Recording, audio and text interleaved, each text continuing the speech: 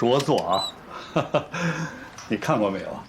抱歉，吴墨老师，您的作品我还没读完。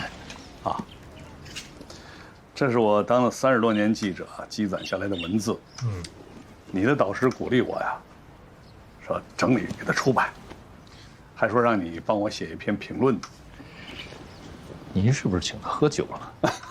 哎呦，我们两个喝30多年了，老朋友了。他呀就喜欢喝酒，一喝醉了呢就到处许诺，也不考虑一下自己的学生水平有限的。你不用那么谦虚。你的文章我读过，后生可畏。谢谢。哎，东东回来了。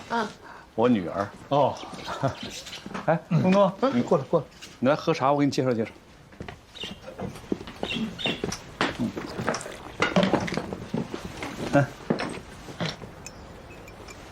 穆达夫博士。你好，你好，冉东东。穆达夫。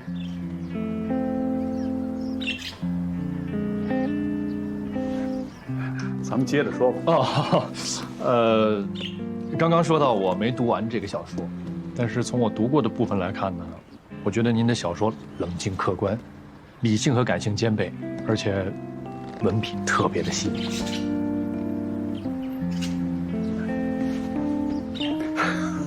你这是发自内心的吗？你这个，我是酷评派，乌鸦嘴，很少说别人作品的好话。东东，你觉得穆博士说的是真话？是吧？当然了。哎，我怎么觉得说的好像不是我的作品呢？都是您的作品，都是佳作。而且呢，我会拿您的作品和美国的作家杜尔蒙·卡波特的非虚构小说进行比较。我不是一个作家，我知道的没你们那么多。我听着好像挺厉害的吧？很厉害。卡波特是谁啊？冷血的作者，没听说过。蒂凡尼早餐的作者。哎呦，这电影我看过，是那个奥黛丽·赫本演的吧？就是他。我爸这作品有他写的那么好吗？有相同的气质。真的？真的。哎，你说的好厉害啊！来，咱们接着喝茶，来。这是一本好书，谢谢你的推荐。我从小呀就特别佩服我爸能写那么多文章。这次重读，我发现他的文章里面好像除了时间、地点、人名站得住脚，其他的真不敢恭维。这文笔呀，既不优美，也不细腻，作品既不冷静，也不客观，尤其跟这本一比，简直不堪入目。谢谢你让我重新认识了我爸。这不是我的本意啊。其实他能写出这么多文字，已经是个很了不起的事儿了。那我觉得你更了不起。你能把这2本风马牛不相及的书扯在一块儿，就像是那种一头挑着铁块儿，一头挑着棉花，从上海走到北京，不但没失去平衡，还到达了目的地。佩服佩服。那不是为了洪老爷子开心吗？其实他的一生中最骄傲的作品是他的女儿你。那我顺带的夸了一下他的另一部作品，也是爱屋及乌吧。切，我算看明白了。冉嬷嬷压根儿不是找人给他写评论，他是给自己找女婿。那他的目的达到了。禁止盲目自信啊！哎，你知道贵圈是怎么评价你的吗？不知道。狂。说你啊，从第三方视角评判名家跟大师，说的好像还挺有道理。要是把你那些评论站在已故大师的墓碑前念一遍，估计有一半都得被你气红。不是，谁这么损呢？我这人这么低调啊，哪儿狂啊？别假装谦虚了，狂怎么了？有本事才狂呢，没本事那叫嘚瑟。我喜欢狂的。那就狂呗。我喜欢被你喜欢。脸呢？不要了。超不要脸。时候多好啊！谁让对方多担心一点，都有负罪感。我们从来都不吵架。你是在抱怨我没有以前温柔了，是吗？何止不温柔，那简直就是狠。你看我就像看罪犯一样。我从来都没变。你觉得变了是因为你心虚？你看你又来了。你怎么总是这么刻薄，这么犀利呢？你以前不这样啊。你以前还不这样。我一直都这样。你以前诚实。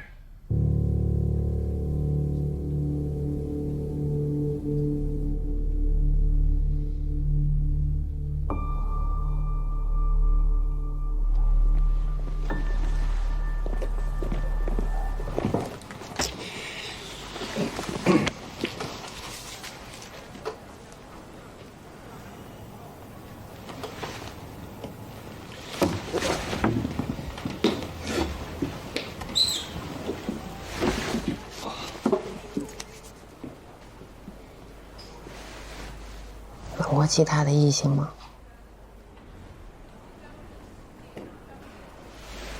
谁啊？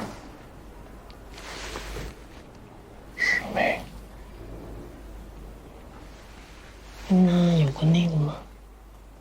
哪一个呀？别装傻，就那个。有过。多少次？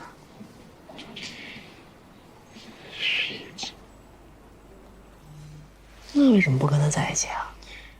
毕业了，我去留南方，他就回北方了。之后真的再就没联系，真的。不用那么紧张，我就试试你诚实不诚实，不是跟你计较。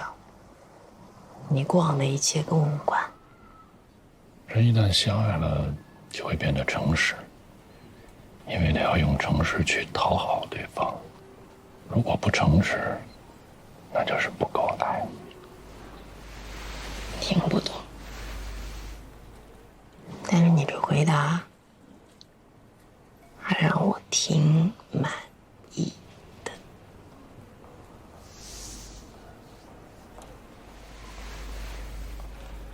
那你呢？你猜？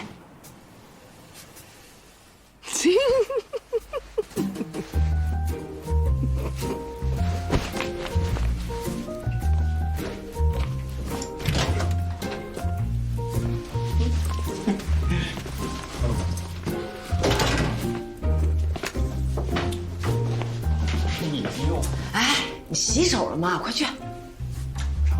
快点！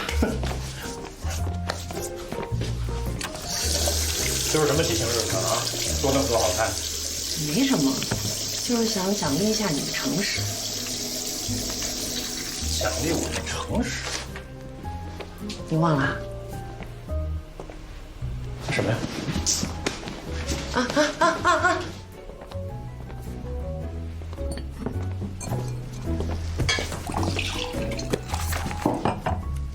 哟，我把它都给忘了，在哪儿找着的？你让我把你那些旧杂志卖了，我不放心，我就检查了一遍。幸好啊，我告诉你，要不然你这本珍贵的小黄书就得流落民间了。什么小黄书啊？这是我读博时候记的流水账。得了吧，我数了一下，你跟你师妹确实那个了11次。对，就11次，不是跟你说了吗？诚实，敬你。敬我的诚实。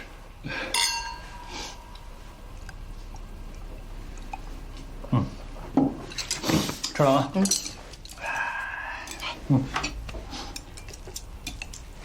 自己来。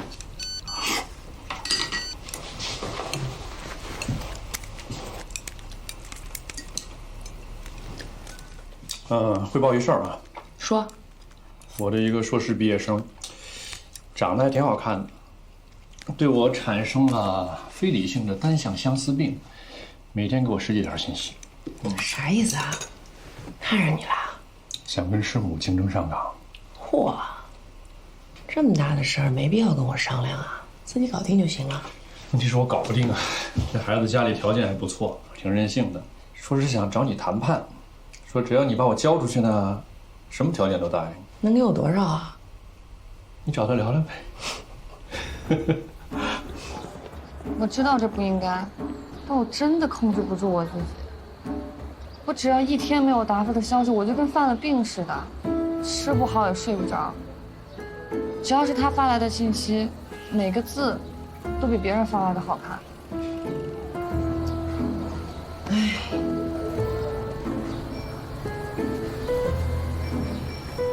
不怪你，真的，要怪就怪穆老师，为什么要怪达夫呀？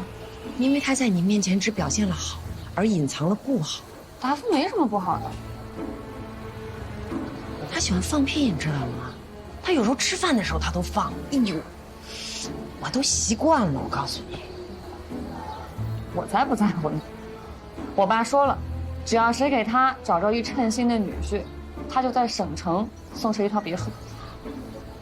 别墅我不要啊，我只要你做一件事儿，只要你能坚持100天，我就把它让给你。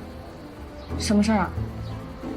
你呢，每天从省城到我们这儿来，坐那个长途汽车啊。哎，我告诉你啊，只能是长途汽车，来回也就7、8个小时吧。到了之后呢，你就给他献束花，只要你能坚持100天，带走。我每天坐长途汽车，来回6、7、8个小时，就为了送束花？凭什么呀？我们是合法夫妻呀，两口子。哎，你想从我手里把我老公抢走，你总得做点什么我做不到的事儿吧？你说话算数？算呀，不难吧？奇怪了，就那个小雨啊，人家给我送了5天花，送到最后1天的时候跟我说，这是最后一次跟我见面。是不是还有那么一点失落了？人嘛，特别正常，真的。其实你啊，一直挺享受有人暗恋的，一边想断啊，一边还特别想保持联系，一边劝人家别打扰呢，一边还特别渴望人家的来信。你说的都对，但我有点好奇啊，用了什么方法呀？啊，让他停止特简对我骚扰。单呀，我就跟他说，让他每天从省城到这儿来给你献花，献100天，只要他能做到，我就让位。100天，你还真够狠的。笑什么呀？爱情是有假象的，想考验一个人是不是真的爱你啊，就看他能不能长久的为你做件平凡的小事儿。你比如说我吧，我可以为你做一辈子饭，刷一辈子碗，对吧？不爱你的人啊，让他献100天花儿，他都做不到。100天花儿，哲学，哲学。这是爱情。这么多年来，我早已经习惯了那个公开透明、诚实守信的穆大夫，所以你有一丝一毫的隐瞒都会被我放大，大到好像环境污染了那样。我也想过，能不能对你的要求降低一点，比如说，只要你说实话，我就可以不计较发生了什么。很多时候，特别是破案的时候，我对真相的兴趣经常大于我对惩罚的兴趣。哪句听着更像是实话 ？A， 吃按摩 ；B， 按摩之后加了项目。后一句。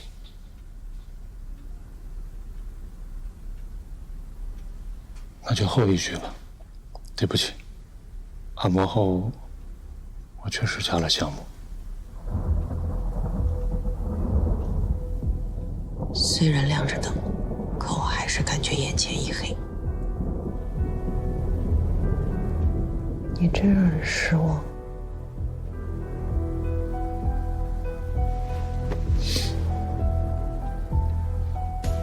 你追求的其实只是现实跟你的预测相符，根本就不是所谓的真相。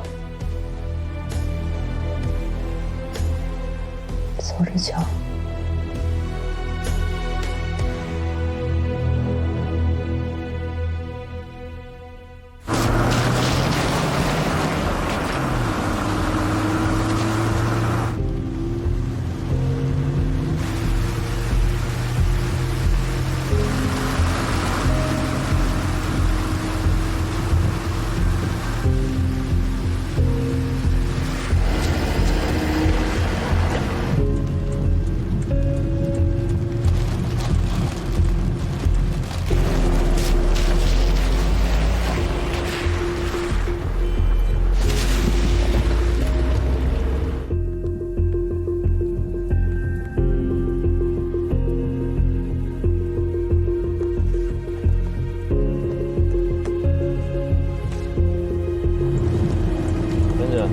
到了。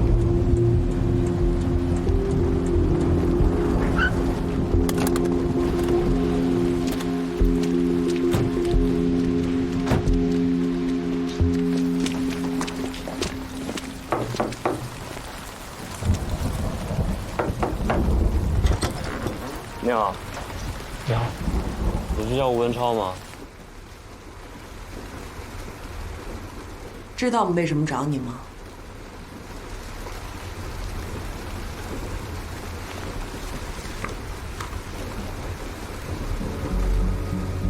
认识吗？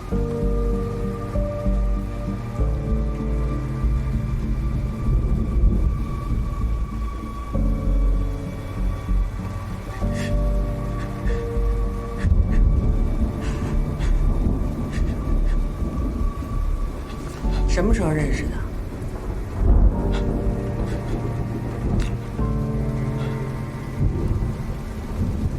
？2年前，一个晚上，也下着雨，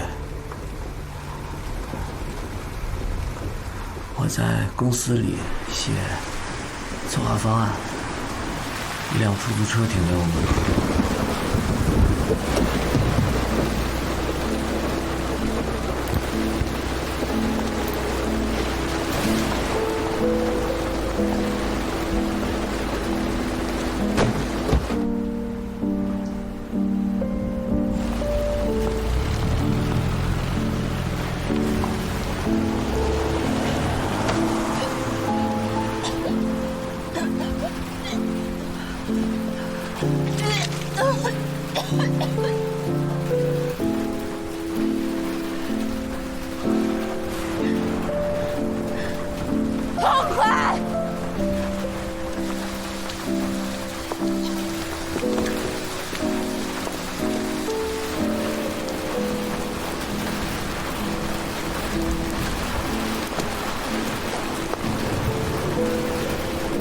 谁啊？啊？要干什么？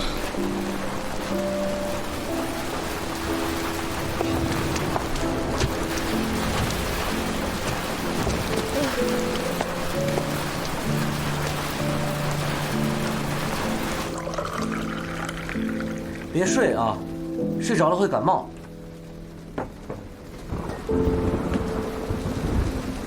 来喝杯咖啡。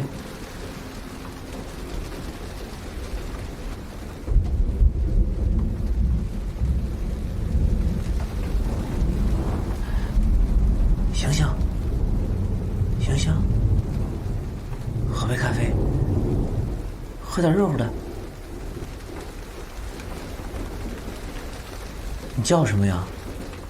你住那个几楼几号？我给你送上去呗。我喝多了，我都断片了，难受。难受要不要我送你去医院啊？或者你给我个你朋友电话，我叫你朋友过来接你什么的。闭嘴！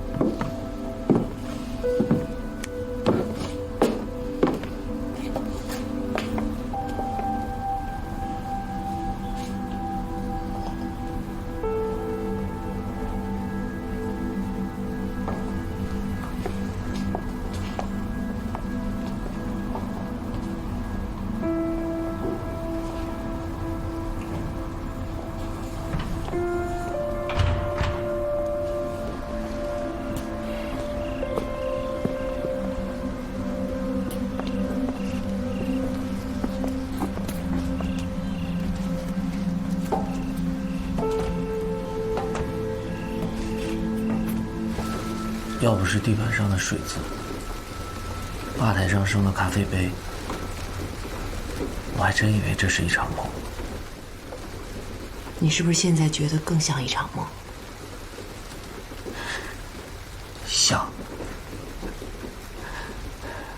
像的我都怀疑人生。能说说你跟夏冰清的交往吗？那次之后，我以为我再也见不到他了，没想到1个月后，大约晚上10点，他突然就走进来了，指了指咖啡机，我就过去给他煮了杯拿铁。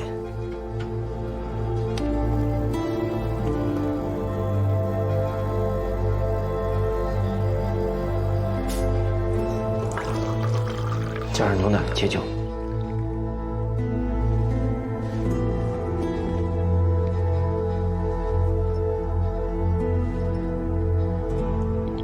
他喝完了，跟上次一样，连句谢谢都没说就走了，好像讨好他是每个公民应尽的义务。从此，每10天半个月，他就会走进来一次，大都是晚上应酬之后顺道进来，10有8九是酒后，唯一的区别就是酒醉的程度不同。你住办公室啊？我住另外一个小区。经常加班？我常常工作到深夜。据周围住户的反映，你是认识夏冰清之后，你们这广告公司才每天晚上灯火通明的。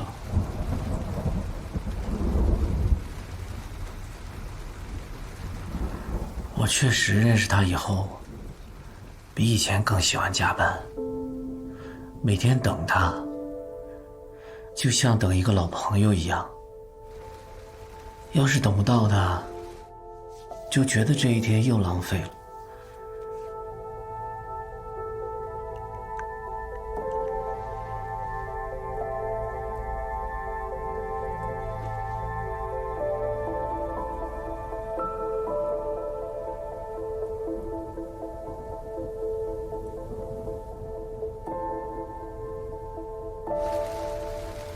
我等他，是因为我喜欢跟他聊天。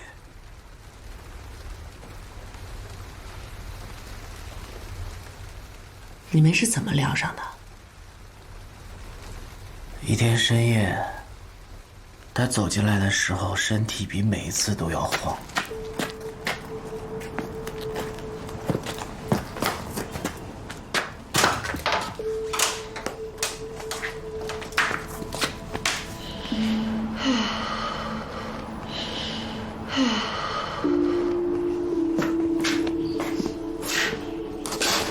咖啡。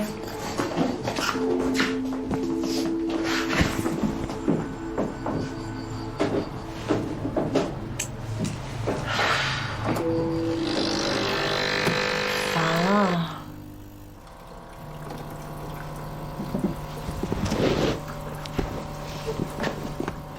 你能抱抱我吗？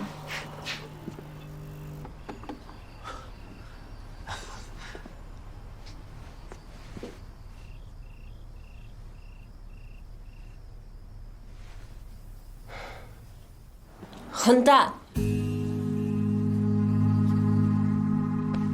你抱的是沈小莹，不是我。好热啊，你这儿。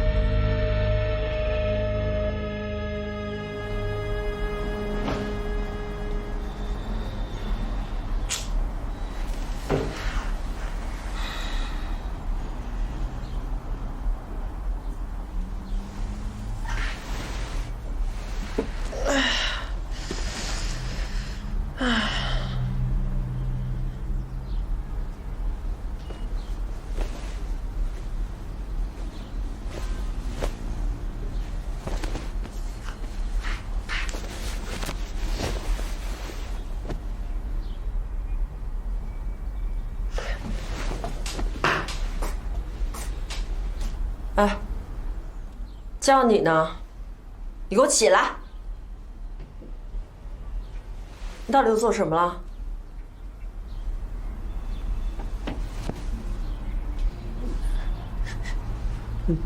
多看了2眼。流氓！你凭什么脱我毛衣啊？我没脱你衣服啊。不是你脱的，是我自己脱的，是吗？你们男人怎么都是一个臭德行啊？也有例外啊。再说你好好的女孩，你每天喝那么多干什么呀？我皮带呢？我裤子上皮带呢？啊？皮带你是不是来的时候你没系啊？不可能！你到底对我做什么了？你把我皮带藏哪儿了？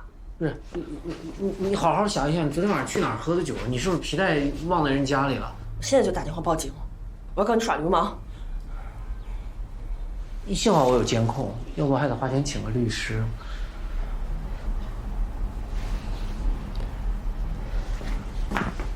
你给我打开，现在，快，给我打开！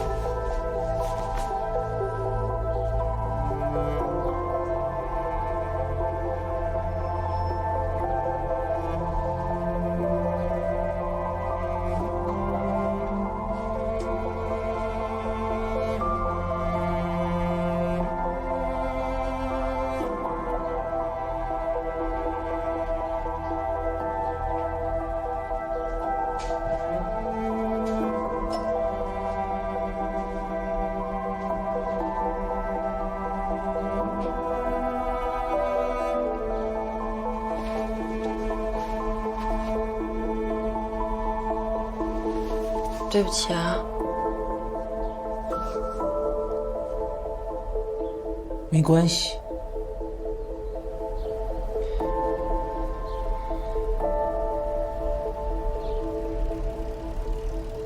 沈小莹是谁啊？不该问的就别问，不然我以后就再也不会来喝咖啡了。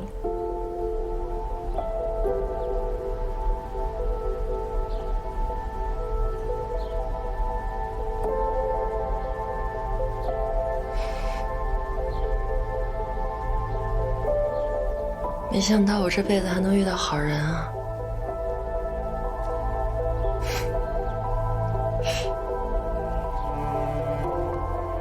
喝杯咖啡吗？来一杯吧。夏冰清都跟你聊了些什么？聊他的故事，重点聊他的感情故事。有很多事儿他都说了很多遍，10几遍，就像是一袋茶，泡来泡去，泡了很久，都泡不出味道了，还在泡。你能说说他跟你聊的具体内容吗？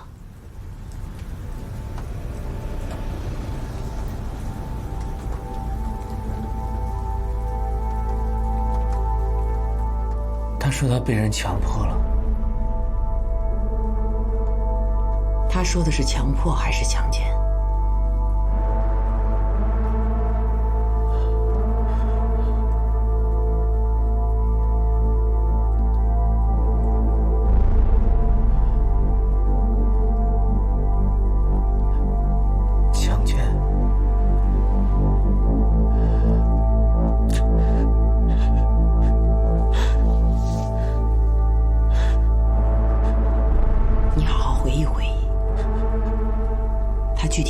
说了些什么，这对我们很重要。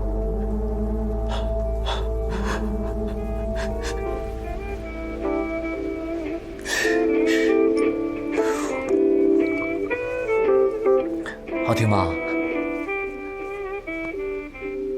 我给你换一首，还有一首。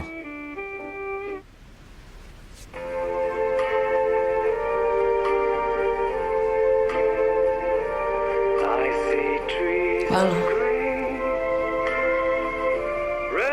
我让你关了，你听不见啊？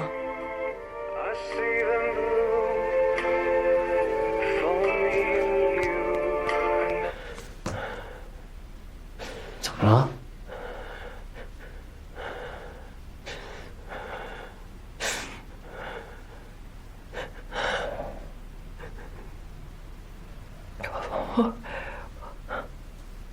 我听不了这首歌。我一听这首歌，满脑子就是那天。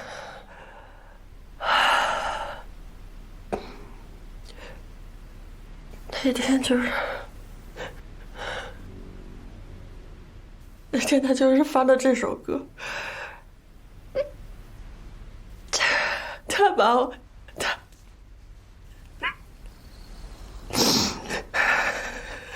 哪天啊？谁把你怎么了？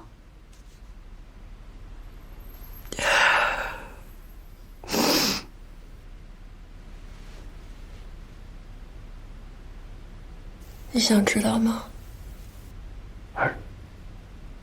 不想说可以不说。其实特好奇，特别想知道，但是你怕我知道你好奇，对不对？想知道你就说想知道，你装什么无所谓啊？真虚伪。我不是装无所谓，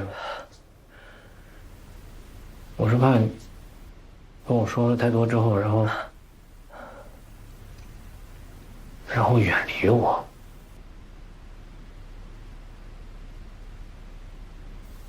你怕我远离你吗？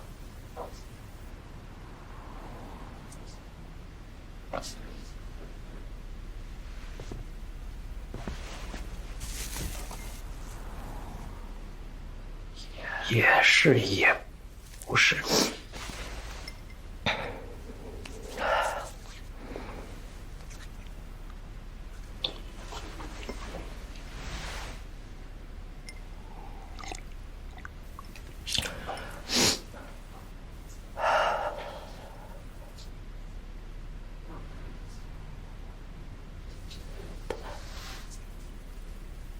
他把我强奸了。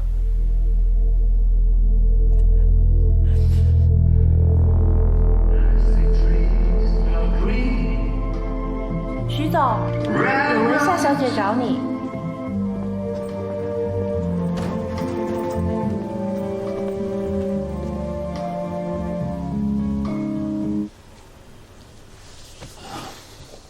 他们怎么放你进来的？我说要给您送东西，他就带我过来了。你要给我送什么东西？您为什么不录用我？我为什么一定要录用你呢？因为我是学护理专业的，还有工作经验，你们招聘信息上所有条件我都符合。符合条件我就得录用。那全中国符合条件的人很多，我是不是都得录用啊？这个公司是我的，我就是录用一帮傻子也跟你没关系啊。不是，谁借你的胆子跑到这儿来质问我这个公司老板的？你还有别的事吗？徐总，我一定能胜任这份工作。试用期我可以不要工资，如果我干得不好，您随时可以辞退我。这样吧，护理部门的招聘工作结束了，现在开始招聘董事长助理，但是这跟你的专业好像没有关系。助理我也可以。你有工作经验吗？我可以学。你觉得我是开学校的吗？那徐总，您告诉我，助理需要什么样的条件？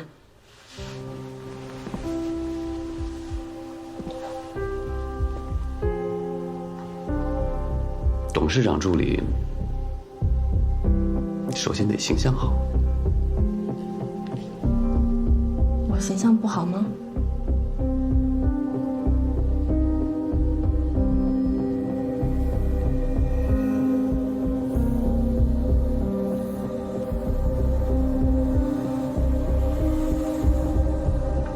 来，把围巾外套摘了，陪我喝杯酒。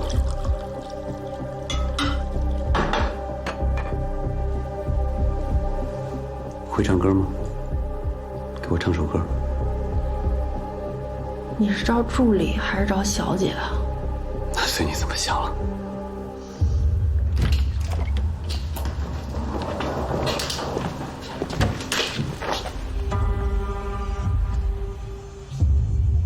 What a wonderful world.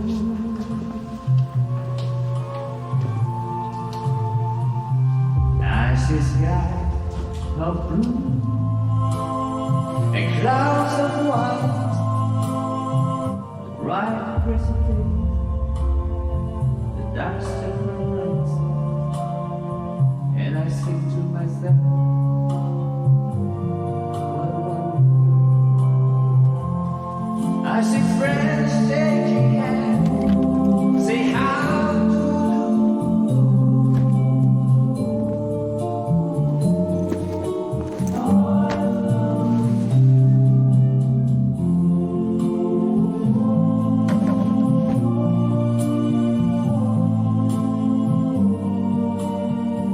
如果能喝酒会唱歌就可以当助理，我可以。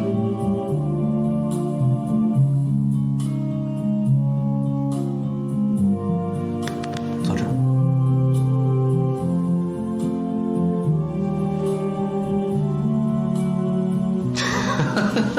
我跟你开玩笑呢，你坐这边吧。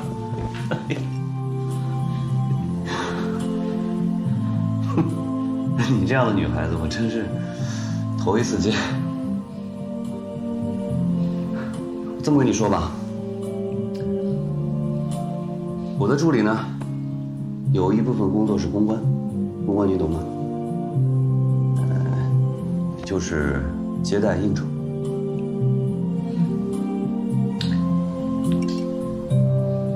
会喝酒吗？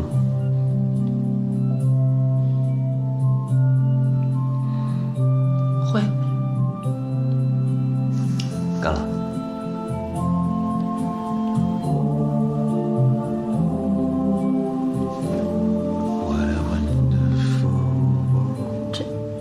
这算面试吗？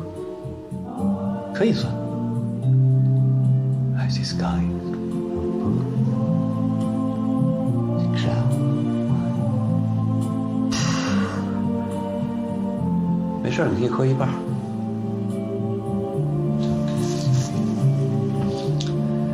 And I sing to myself.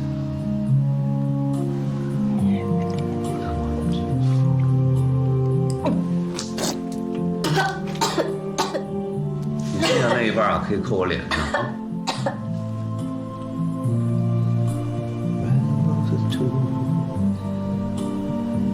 I sing for me and you, and I sing to myself,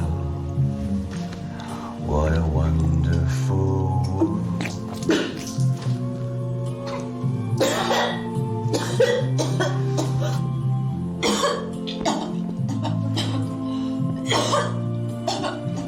来。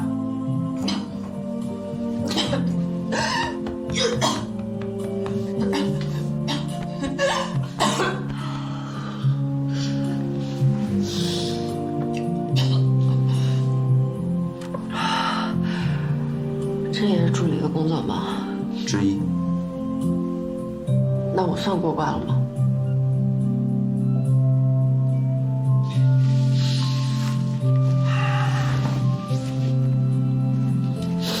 你呀，还得再回答我几个问题。您问。你为什么回来？我真的需要这份工作，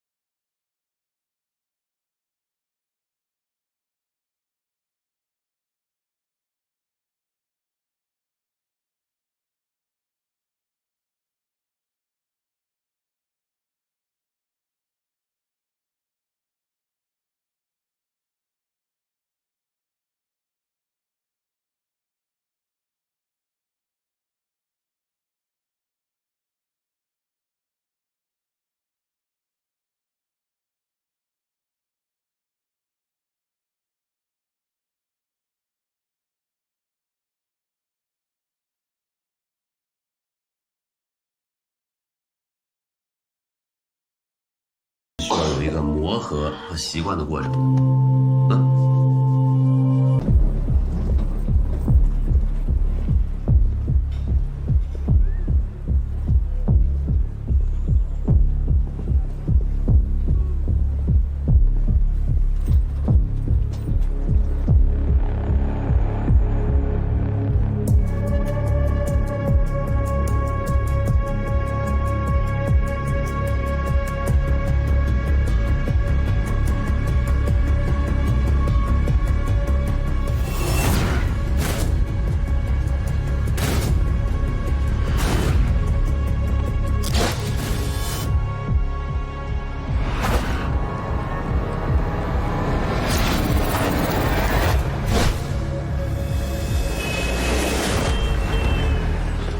想清楚了吗？你松手了。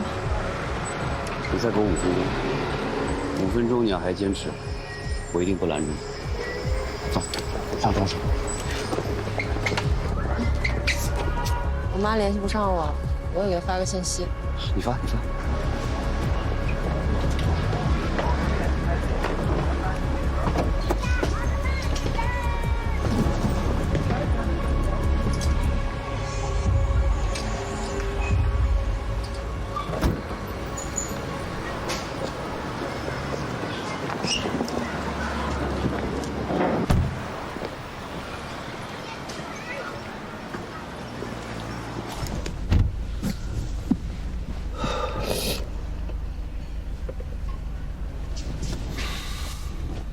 你好好考虑清楚啊，别冲动。你怎么就是不听呢？幸好我及时赶到。我被你强奸了，我来报警算冲动吗？我说了，我一定会补偿你的。啊，你现在把账号发给我，我马上安排。我当什么了？没有别的意思，我真的是因为喜欢你。我想帮你，帮我？那我被你强奸了，我还得感激你，是不是？不要说的那么难听。我是，对，在你不愿意的情况下跟你发生了关系，但是那是因为我喜欢你，可能你还没喜欢上我，但是这个不影响我们今后的发展。我现在可以马上给你办理入职手续，啊，马上把你家的债给清了。你不想在家待？我马上给你安排一个住的地方，你可以说你去北京了，怎么都行，只要你想得到，没有我办不到的。如果你去报警，把我抓了，你能换回来什么？你是不是还得面对这个烂摊子？你们家是不是还在水深火热之中？而且你一个女孩子，这种事情传出去，你怎么做人啊？都别说什么去给人家傻儿子当媳妇了，谁会要你啊？那么你为什么不能给我一个机会，啊？让我来改变你的生活，甚至是改变你的人生。我真的喜欢你，并且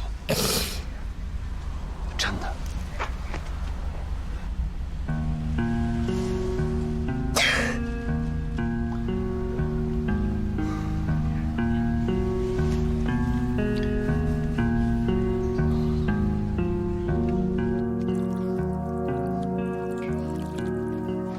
冰清，冰清，对不起，我没控制住自己，我冲动了，你真的是太迷人了，我没法控制。对不起，我的做法不对，但是，冰清，你能不能把门打开，我们俩可不可以面对面的去聊一下？现在就去报警，要不然就杀我别跑！哎，你听我说，别跑啊！我干嘛要杀你呢？不至于吧？是，好，你可以报警。你可以报警把我抓起来，但也不至于把我枪毙了呀，对不对？那你除了解解气之外，你还能换回什么？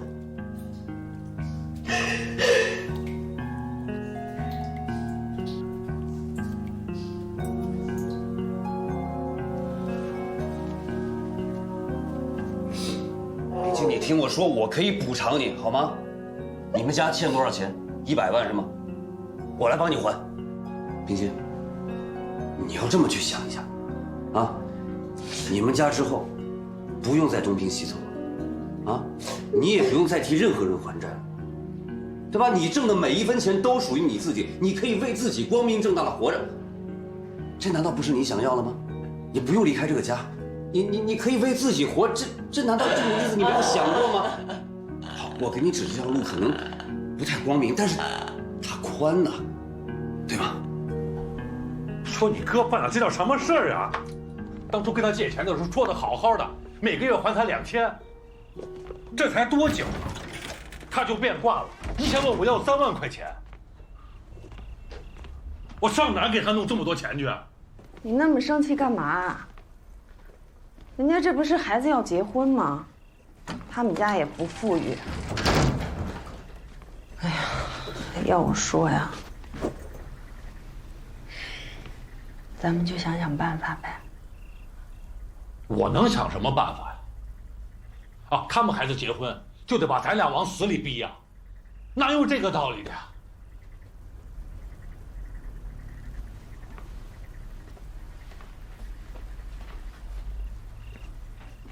青青啊，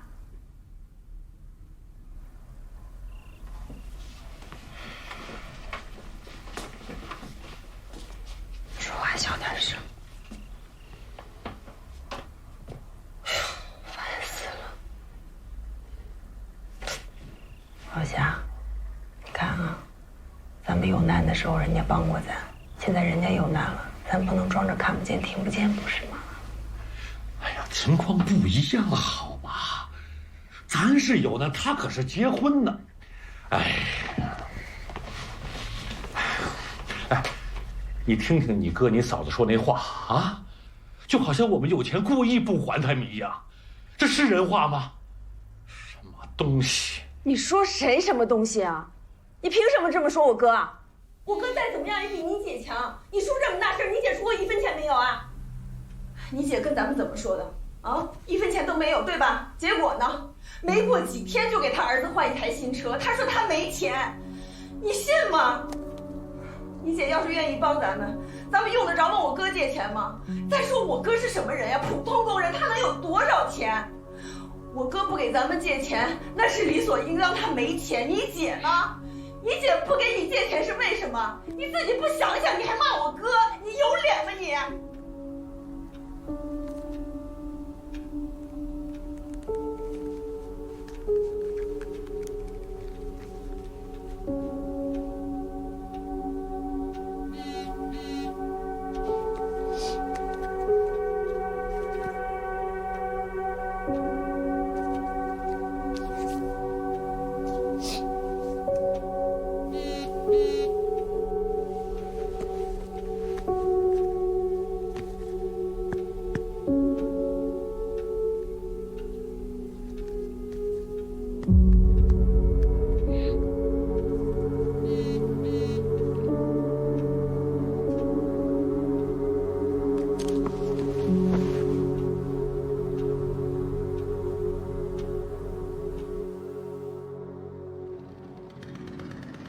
青青啊，睡醒了别忘吃饭啊！妈妈把饭做好了，就在厨房放着呢，起来热一下。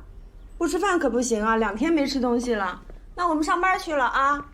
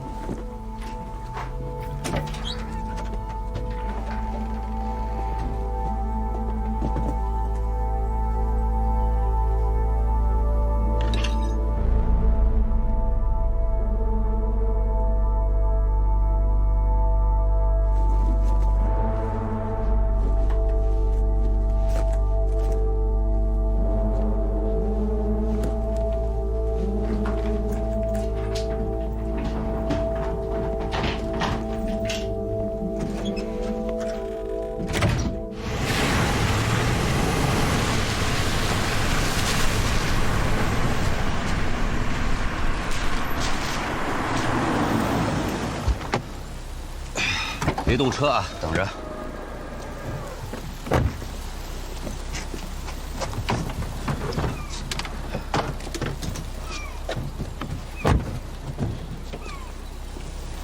这是哪儿啊？职工宿舍。走。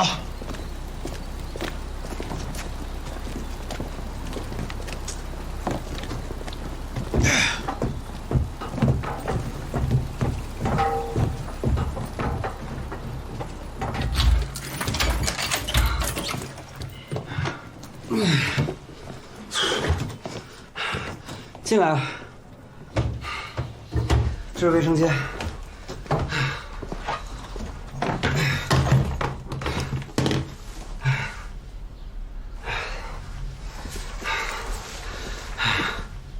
这个房子啊，所有的家具、床品、地毯、这个冰箱、洗衣机都是新的。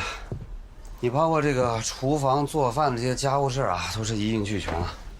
啊，这生活必需品啊，反正我能想到的都想到了。哎，这个房子可贵之处就是因为有这个露台，你知道吧？哎，闹中取静，挺好。你看像这个花花草草啊，还有这外边的这些绿植，都是租摆公司今天早上刚刚布置好的。哎，你就平时浇水就行了，死了没事，他们随时有人过来给你换。啊，那个，哎，这个梳妆镜啊，昨天下午跑了2家家具公司，才给你选到的，我觉得特别适合你。哎，反正这2年公司的事全放下了，哎，我就光忙活你这个房子了。满意吗？我接个电话。喂，肖总。哎，不好意思，哎呀，这2天家里有点事儿，我就没去公司了。哎，好，晚上一起吃饭。好的，哎，晚上见，拜拜。哎，立新，来，我跟你说一下这个入职合同的事情。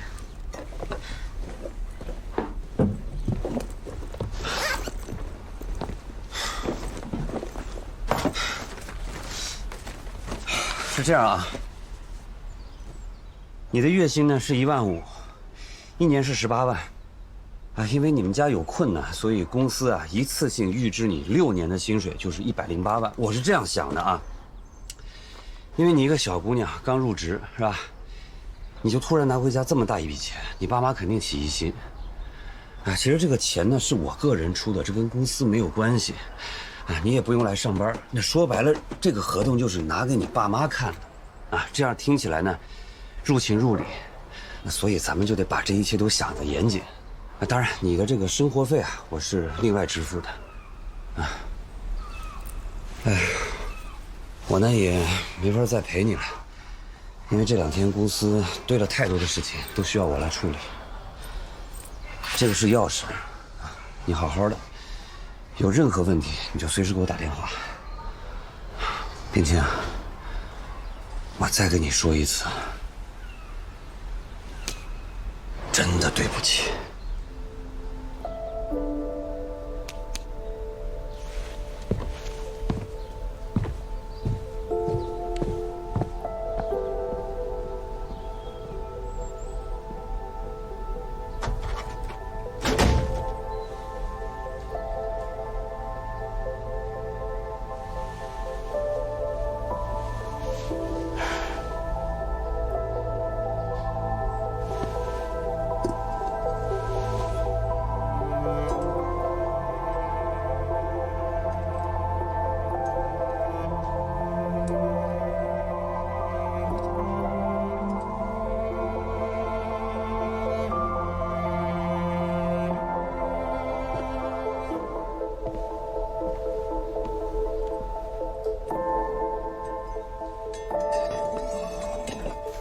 这些全都是他跟你说的。勘察现场的时候，我对这把刀有印象。照这么说，这把刀预示着他接受了当下的一切。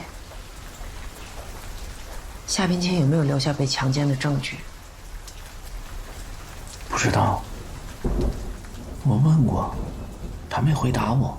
他有没有告诉你那个人是谁？没有。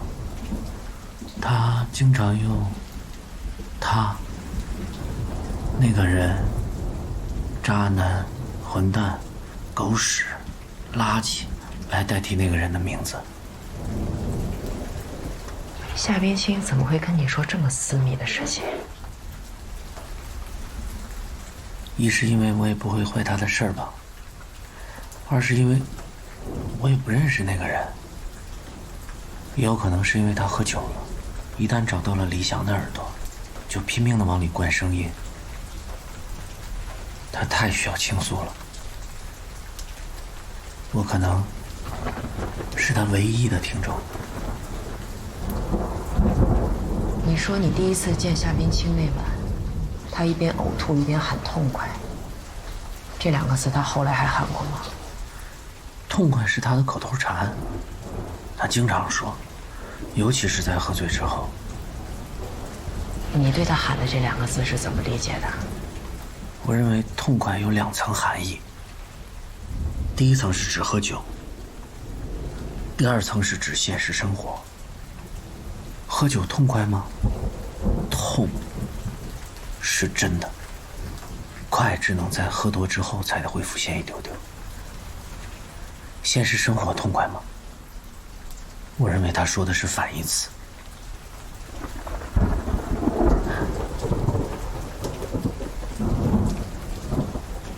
说的我口干了，我能去煮杯咖啡吗？去。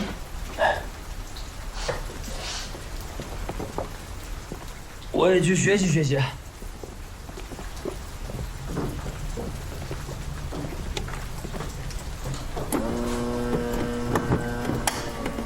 你这儿不像个公司，倒像个酒吧。是，这原来就是个酒吧，后来关门了。我看这装修还可以，如果做一个广告公司，还显得挺有性的，省一点是一点。在温超的讲述中，夏冰清前几次进来都是靠在椅子上，而不是躺，说明这张躺椅是他后来专门为他买的。夏冰清啊，夏冰清，为什么别人给你一张躺椅，你就说出自己的全部秘密？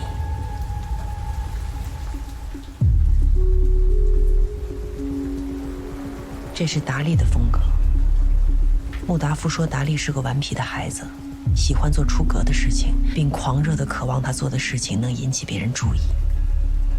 难道温超也有达利那样的人格特质吗？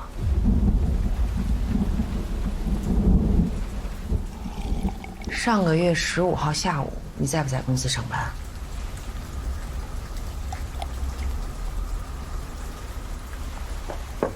不在。确定？我大多数时间都在公司上班。那天你看见夏冰清从你公司门前走吗？没看见。我不可能无时无刻盯着门前。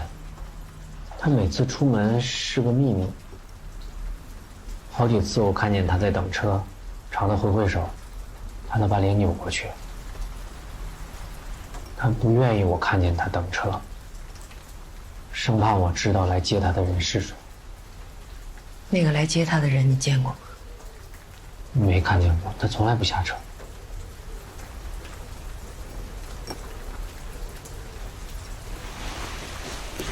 你觉得他是真的怨恨那个人，或者说随着时间的推移发生了变化？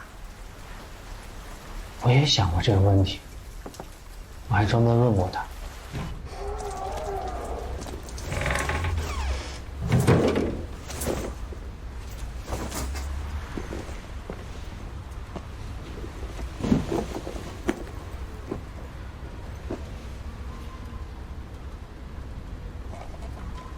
为什么每次都气鼓鼓的回来，第二天还屁颠屁颠的去找那个你恨的人？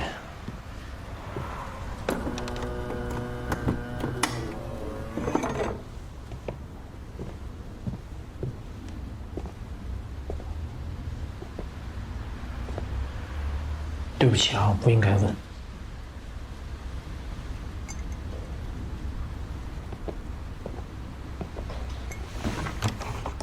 你知道鼹鼠吗？它们长期生活在地穴里，视力完全退化，一旦见光，中枢神经紊乱，器官衰竭，不久就死了。我听过，我知道。我就是一只鼹鼠，就是见光死。除了它，我不敢见任何人。我的父母、同学、朋友全都以为我在北京工作了。我只能在节假日的时候回去看看他们。我跟那个人的关系也不能让别人知道。每次见面都像特务接头，生怕被谁当场抓获。一面恨他，又只能见他，见面就吵，分开又想。面对他一个人的时候，他是我的敌人；可面对全世界，他又是我的伴侣。我进也不能进，退也不能退，我就像掉在一个大坑里，怎么样也爬不出来。但我又不甘心如此。其实我很想给他一些建议，但又怕引起他的警觉，担心他关闭我这条唯一的情感宣泄渠道。你怎么不说话了？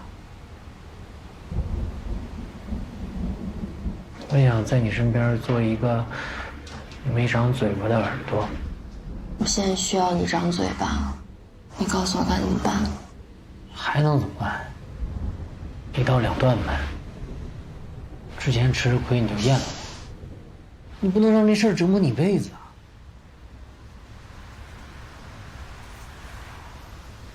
怎么断？你说我怎么断？我现在已经被伤得走不动了，就像被踩烂了半截的蚂蚁，我只能在原地挣扎。跟他结婚我也努力过，可主动权根本不在我这儿。他只是在需要我的时候分泌一点点感情，不需要的时候我连一丝气味都闻不到。他只索取我的一部分，却霸占着我的全部。你得有勇气把缸砸破，你自己才不会被淹死啊！那你帮我策划策划，我怎么把缸砸破？你让我付多少钱我都愿意。我这就一广告公司，我只会策划产品。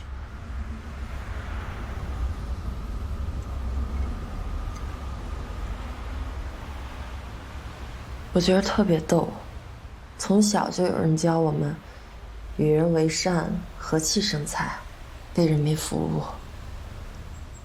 没有一个人教给我怎么样处理感情。我在恋爱里面得分是0分。我连0分都不算，我得算负分。有没有第3种选择？我不跟他结婚，但还能保持现有关系。那要看你心脏够不够大。那我保持现有关系，但找另外的人结婚呢？你这叫版本升级，你心脏得是钢做的才行。你相信情感是专一的吗？这件事我没有发言权。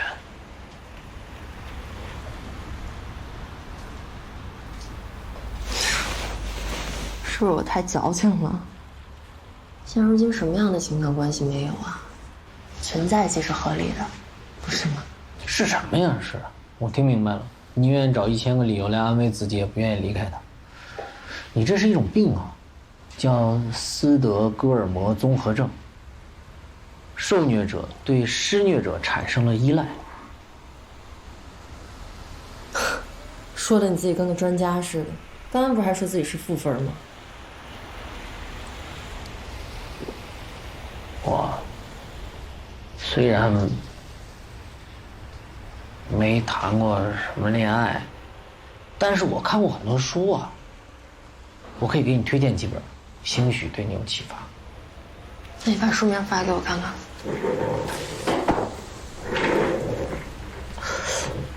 看给你推荐什么呢？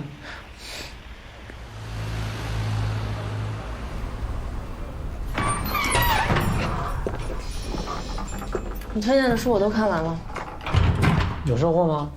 一本都帮不了我。送你了。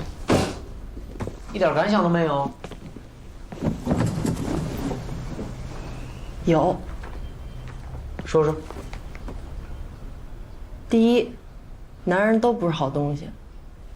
3个男主人公全都把女人当玩物，然后就厌倦了，然后就抛弃了。第二，女人可千万别痴情，否则就会上当受骗。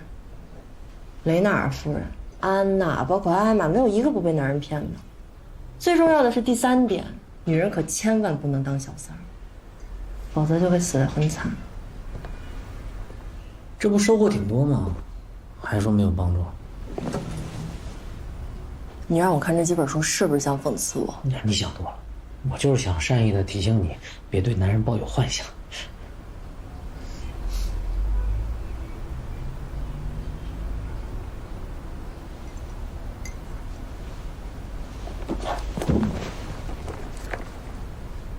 我早就不对男人抱有幻想。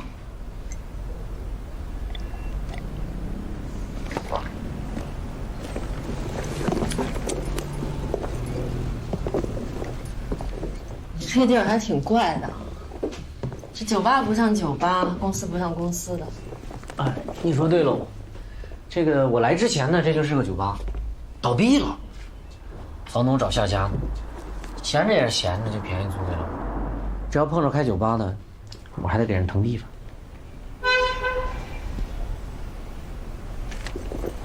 走来。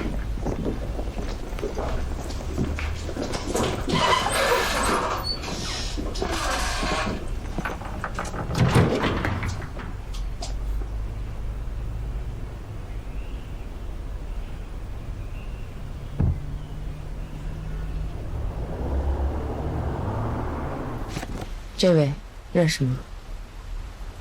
不认识。他呢？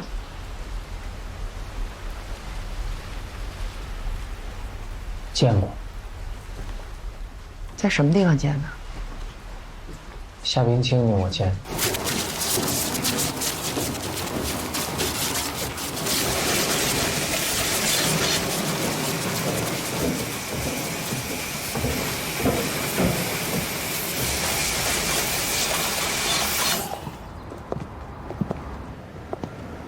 穿这么艳，是有什么喜事啊？我想去会沈小莹，能不能开车送我？我合适吗？我就是你的热心听众。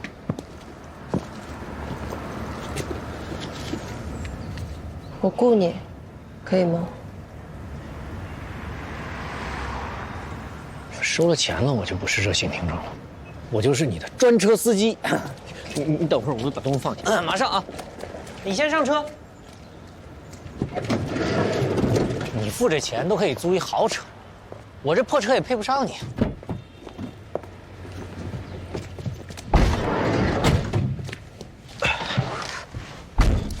今天太关键了，关键到可能是我人生中的最关键，所以我必须坐熟人开的车，心里才踏实。也许是为了方便逃跑吧。万一发生冲突呢？你要是害怕，就算了吧。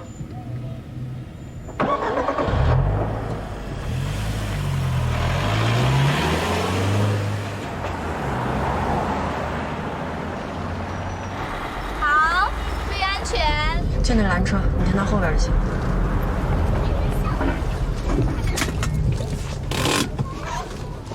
他每天都会自己接送孩子。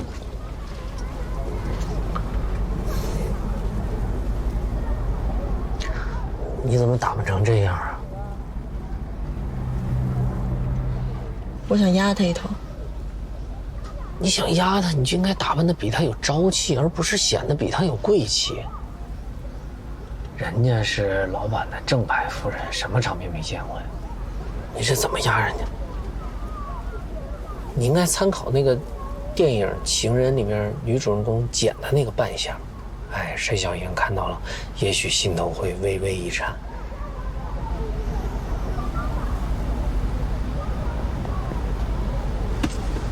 他来了。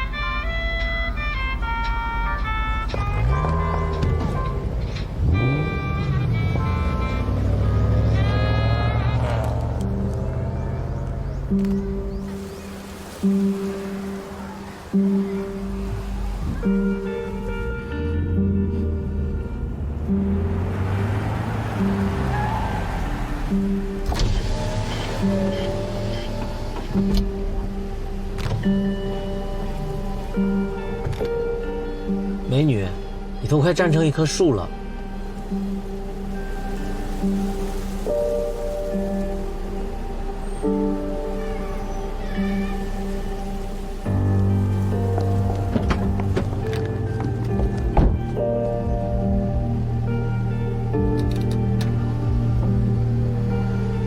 夏冰清回到了车里，就一直沉着脸。然后你们就回来了？没。那你们去了哪儿？拉直。昨天刚烫的头发，今天就要拉直，怎么不喜欢？我说拉直就拉直。那您稍等，我去取东西。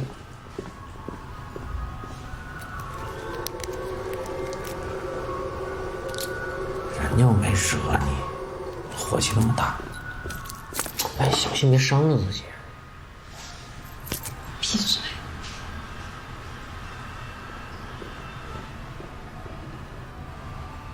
他为什么这么生气？他没说，我也不敢问。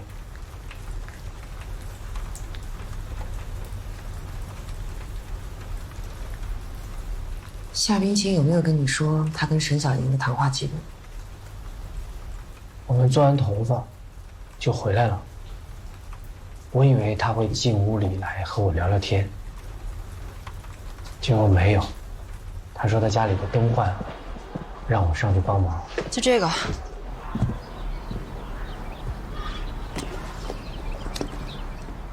哎，你别用手，会扎着的。我要用手能拧下来，会叫你来干嘛呀？是不是得用个什么工具把这个灯罩给拧下来？你怎么弄的呀？不知道，昨天晚上回家一开灯就爆了。没伤着你吧？没有。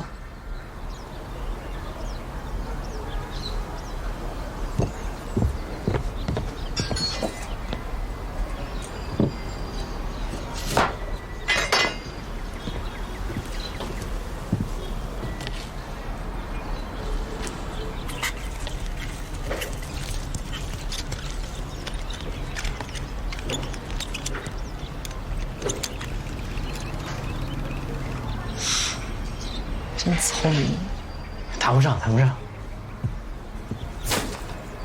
想知道我跟沈小莹的对话吗？那个是你们的秘密吧？我知道不合适吧？你必须听。听完我给你个项目，你好好听吧，我去换件衣服。这还给录下来了？我是夏冰清。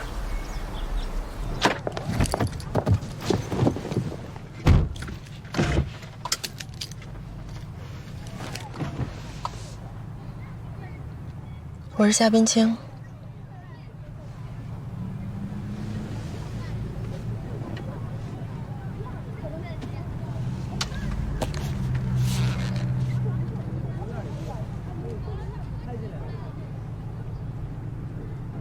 你来找我干嘛呀？我跟你老公的事，你应该都知道了吧？你不是第一个来找我的女人了。那我是第几个？这个问题你应该去问他呀。反正一个大餐桌是坐不下。要是让他们都有座位的话，那至少得有一间教室吧。都是些什么人啊？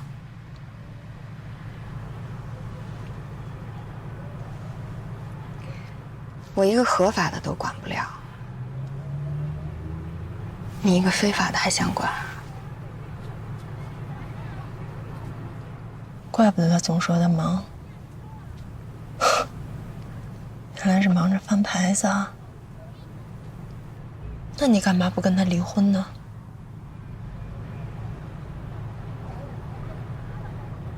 我要是跟他离婚了，他不就得祸害别人去了吗？他曾答应要跟我结婚，他也曾答应只爱我一个人。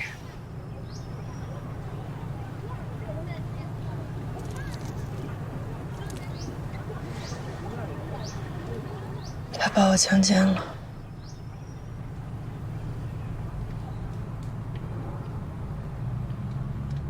只有被认定了的强奸才叫强奸，否则都叫偷情。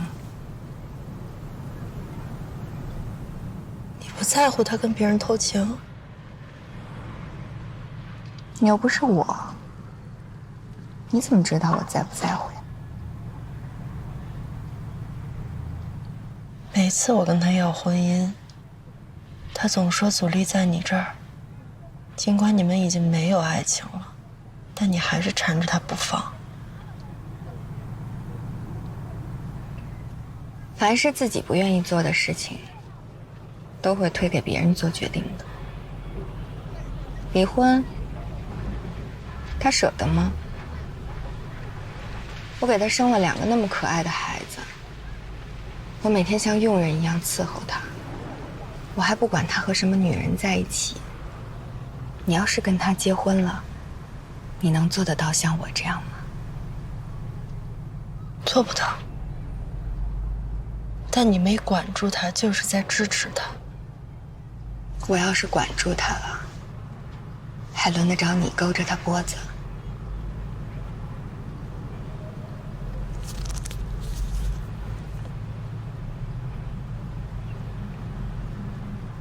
我不管他，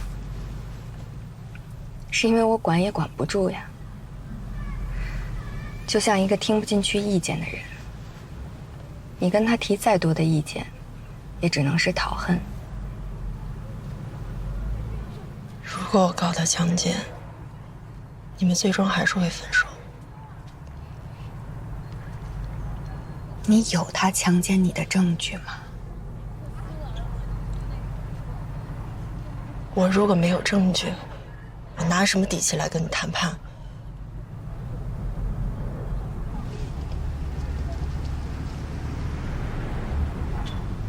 首先，我不反对你告他，因为即便是你告他成功了，也不会影响我的生活，甚至我的心理。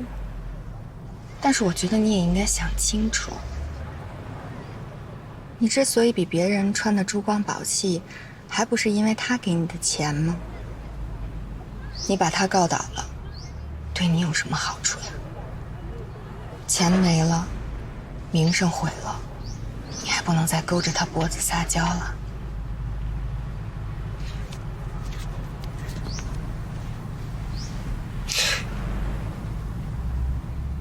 我连命都不想要了，你觉得我怕吗？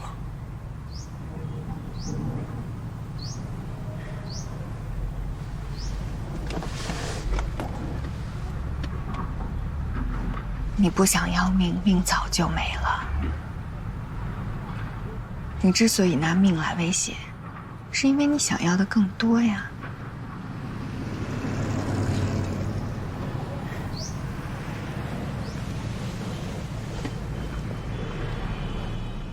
你来找我也不过就是想搏一搏。来之前你就知道，从我这里你得不到任何东西的，弄不好还会撞上我的怒骂。弄好了，会得到一点心理安慰。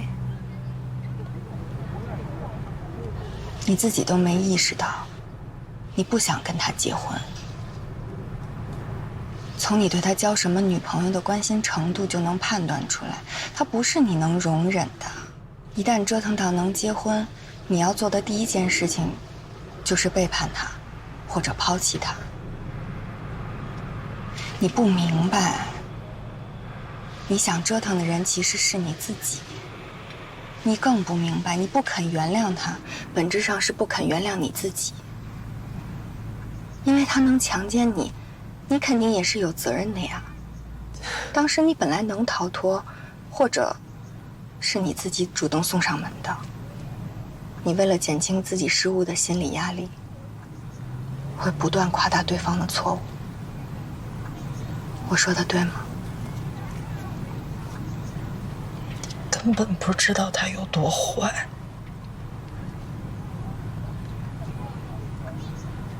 他那么坏，你为什么还愿意嫁给他呢？我要是你，我早就跟他离100回了。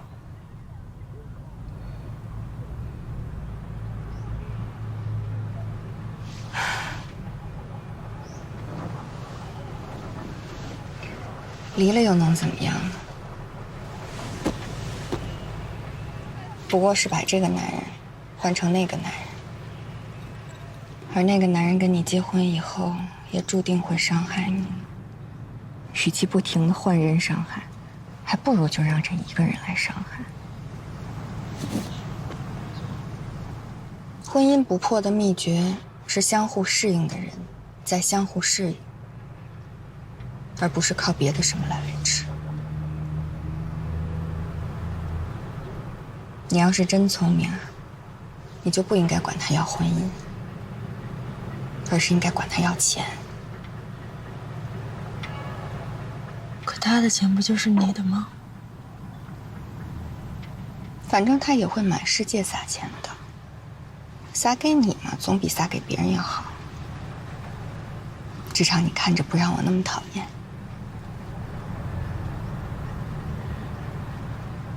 既然你对婚姻看得那么透彻，那就跟他离了呗。让我这种还抱有幻想的人再管他几年。我没问题啊，只要他愿意签字就行。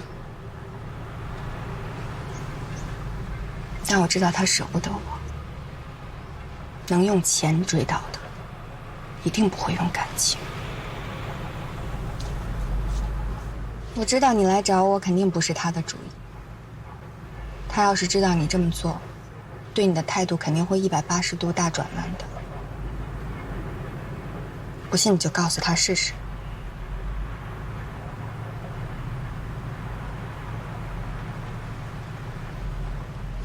我给你个忠告吧，也不能算是忠告，算是个提醒吧。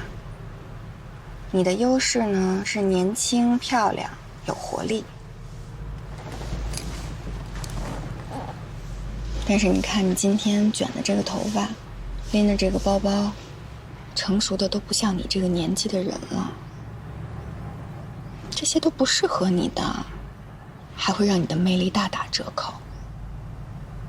当初你要是这副打扮出现在我老公面前，他应该是不会看上你的。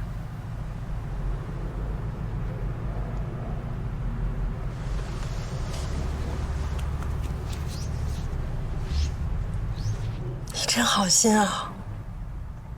你是在教一个女人如何勾引你老公吗？怎么想那是你的事，怎么做是他的事。你现在就是在多管闲事。好，算我多嘴好吗？我不说。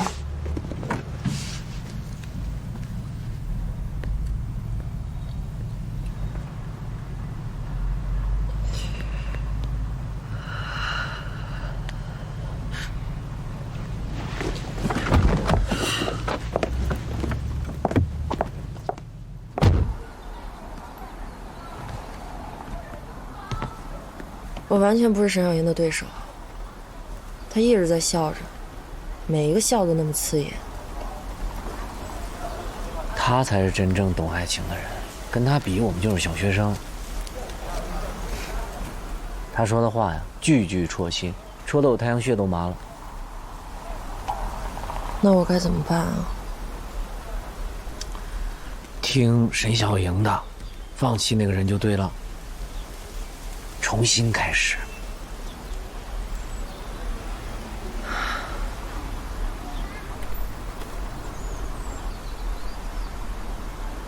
可是我做不到啊。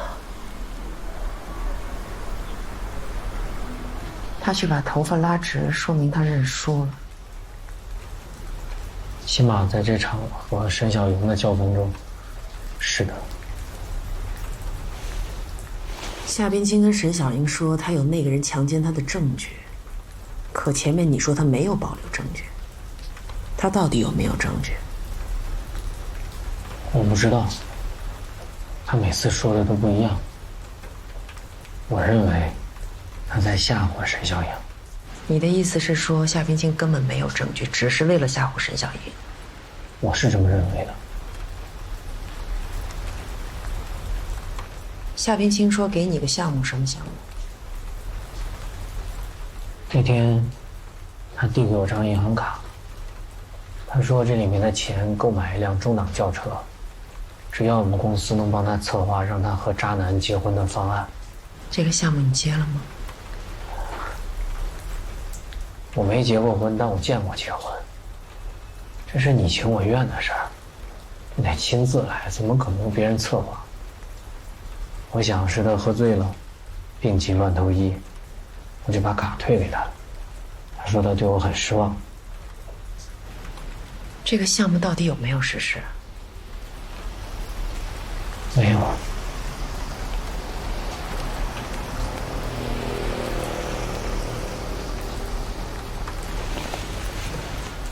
你喜欢夏冰清吗？我喜欢和他聊天。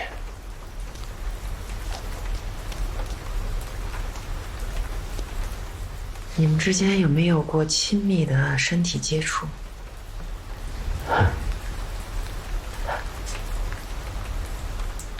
如果我和他之间有亲密的身体接触，他会什么都跟我说吗？只有毫无利害关系的人才会什么都讲。